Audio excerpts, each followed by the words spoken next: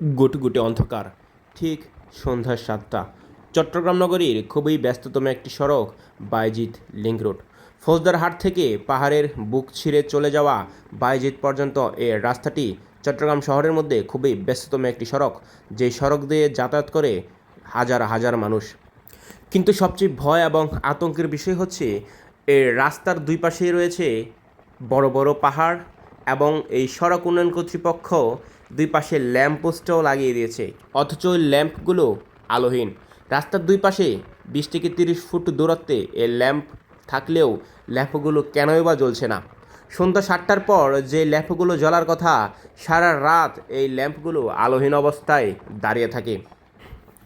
এই আলোহীন ল্যাম্পগুলো এই দুই পারের মানুষের যাতায়াতের যাত্রীদের জন্য ঠিক কতটা উপকার হতে পারে।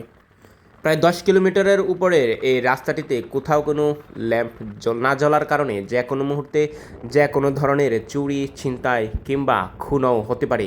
যদি রাস্তার পাশেই কেউ কাউকে খুন করে কিংবা ছিনতাই করে, অপর পাশে থাকা মানুষগুলো দেখতে পারবে না যে রাস্তার ঠিক 15 থেকে 20 ফিট দূরত্বে কী ঘটছে।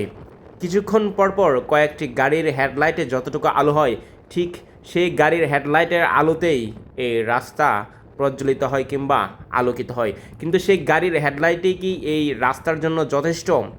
দুই পাশে পাহাড়, যে কোনো ধরনের ছিনতাইকারীরা, সন্ত্রাসীরা, খুনিরা, দুষ্কৃতিকারীরা এই পাহাড়ের পাশে অবস্থান নিতে পারে, এবং সুযোগ বুঝে যদি কখনও কোনো একটি মোটর বাইক কিংবা একটি প্রাইভেট কার, যে কোনো ধরনের যানবাহন অথবা যাত্রী একা একা সেখানে যায়, তাহলে যে কোনো মুহূর্তে যাত্রীরা ওইসব দুষ্কৃতিকারী এবং সন্ত্রাসীদের কবলে পড়ে তাদের সব কিছু খোয়াতে পারে কিংবা বড় ধরনের দুর্ঘটনার শিকার হতে পারে।